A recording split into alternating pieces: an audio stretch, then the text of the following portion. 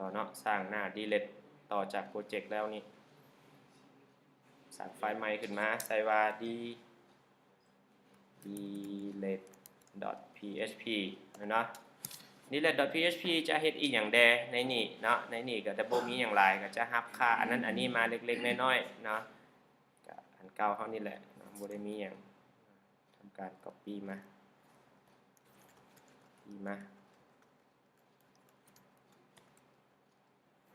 HTML คำสั่งเบสิกพวกนี้อย่าให้ลืมเด็ดขาดเลยเด้อเนาะพวกนี้เป็นคำสั่งเบสิกเราจะลึกข้อมูลจากดัตเตอร์เบสแม่นบ่จะลึกข้อมูลจากดัตเตอร์เบสฉะนั้นต้องได้เสื่อมกับฐานข้อมูลบ่เสื่อมหรือยังนี่เรียบร้อยแล้วบ่เสื่อมแล้วเนาะก็บ่มีอย่างไรเป็นอย่างอาจารย์ต้องได้ใส่อันนี้ฮู้บ่ให้มันงามเนาะให้มันตรงกันคันบ่มีเลยนี่มันจะออกมาบ่งามว่าซั่นๆเนาะหน้าเว็บมันจะออกมาบ่งามฉะนั้นอาจารย์อยากให้มันงามเลยออกมาแบบเดียวกันเลยแล้วกันแล้วเนาะฉะนั้นในนี้อาจารย์ก็จะทำการฮับเอาค่าจากตัว edit หันมาเนาะบัดนี้ไปที่เบิ่งที่หน้า delete เฮาก่อนเนาะไปเบิ่งที่ไฟล์ edit เฮาก่อนมาเบิ่งว่ามันเฮ็ดอีกอย่างใดบน edit เนาะ index เฮาณตอนนี้เฮาลิงก์นี่เนาะเฮาลิงก์ไปที่หน้า delete.php ล่าเฮายังบ่ได้มีการส่งค่าอย่างมาเถื่อฉะนั้นเราต้องได้ส่งค่าตัวนี้มาคือกันเนาะต้องได้ส่งมาเพราะว่าอย่างณตอนนี้เวลาเราเอาเมาส์จี้เสร็จปุ๊บสังเกต URL ด้านหลุมเนาะคือ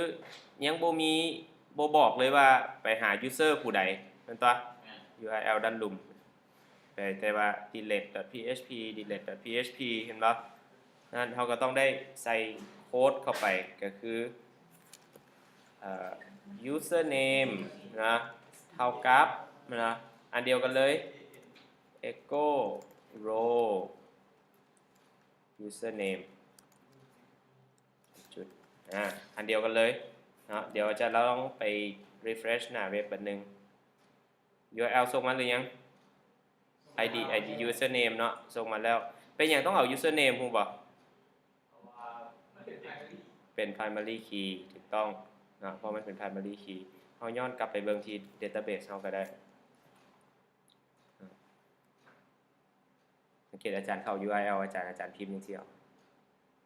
ได้คือกันเด้อพิมพ์ย่อๆคือก็ได้คือกันคันบ่อยากพิมพ์ local host บ่อยากพิมพ์192.168พิมพ์จังซี่ก็ได้สั้นๆดีเนาะไปที่ user เฮาเนาะไปที่ user ไปเบิ่งที่ structure เฮาหน่อยนึงแล้ว username ของอาจารย์เป็นรูปกระแจนี่เนาะเป็น primary key เนาะฉะนั้นเราก็ต้องส่ง username มาส่งมาแล้วนะตอนนี้สังเกตทดสอบหน่อยนึงเนาะกดปึ้งส่งมาบ่นี่ส่งมาเราต้องเฮ็ดหยังมันรับเอามันบ่รับเอาเฮ็ดจังได๋ที่จะรับมันไปที่หน้า delete เฮ็ดจังได๋จะรับมันได้ส่งข้อมูลผ่าน URL เป็นการส่งด้วยเมธอด get ฉะนั้นต้องใช้อีหยังรับมันจังซี่หว่าบ่ห้ามใช้แม่นบ่ filter input ไปเฮ็ดหยังนี่ input อีหยังอีกunderscore get จุดต่อด้วยเป็นอย่างต้องไปใช้ username เพราะว่าตัวเปลี่ยนที่ส่งมาแมน username นะรับมาแล้วสร้างให้ SQL เฮ็ดเวียกภาษา SQL สร้าง query string ขึ้นมาบอกว่า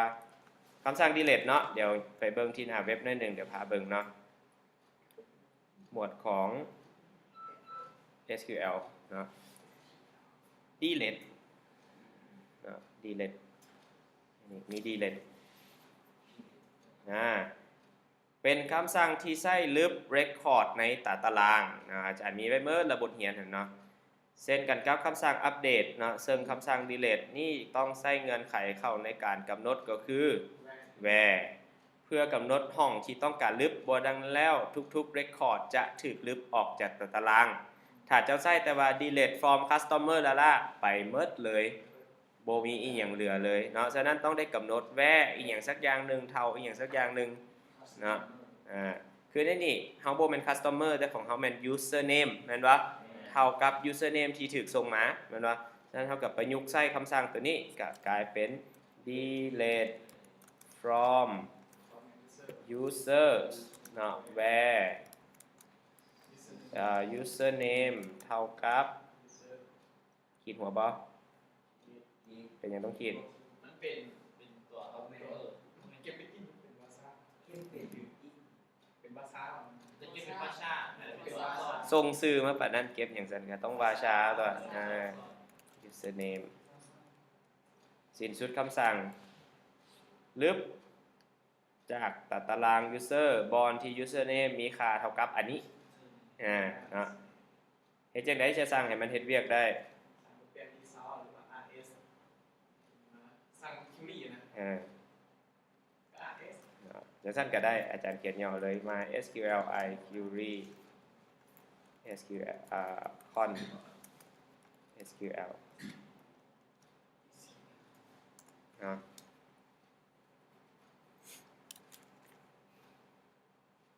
echo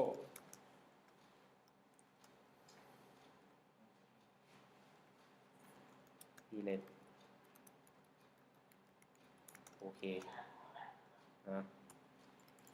เฮ็ดลิงก์กลับคืนเนาะลิงก์กลับคืนใส่เป็นภาษา HTML ธรรมดาก็ได้เนาะแล้วเราก็เฮ็ดลิงก์กลับคืนกลับไปหน้าใดดี index.php กลับคืนไปสิก็ได้ลองเบิ่งมันจะลึกบ่เนาะลองลึกเบิ่งเนาะลึกบ๊อบออกไปไหมบ๊อบ delete โอเคนะหายบ่นะ delete โอเคนะหายไปแล้วนะบ่เหลือละแต่ว่ามันบ่ค่อยงามปานใดอาจารย์บ่ค่อยมักเลย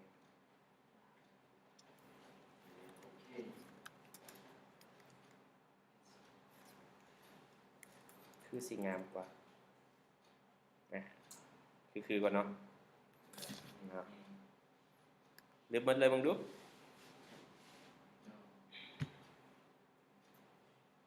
นะมีบ่นี่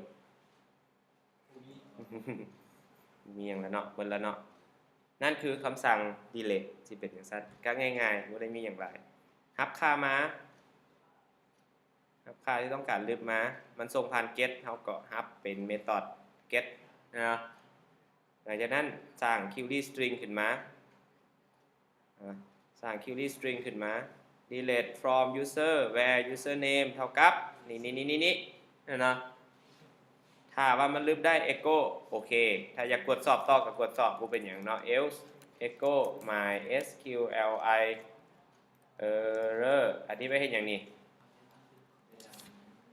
เวลาคำสั่งมีหยังผิดพลาดเนาะมันก็จะแสดงข้อมูลที่ผิดพลาดออกมาให้เราอาจจะเขียน delete เราอาจจะเขียนบ่มีตัว e บ่จังซี่มันก็จะบอกให้ว่าเจ้าเขียน SQL ผิดเด้อจังซี่อันนั้นคือคำสั่ง delete สิเป็นจังซั่นง่ายๆบ่ได้มีหยังหลายยังถามบ่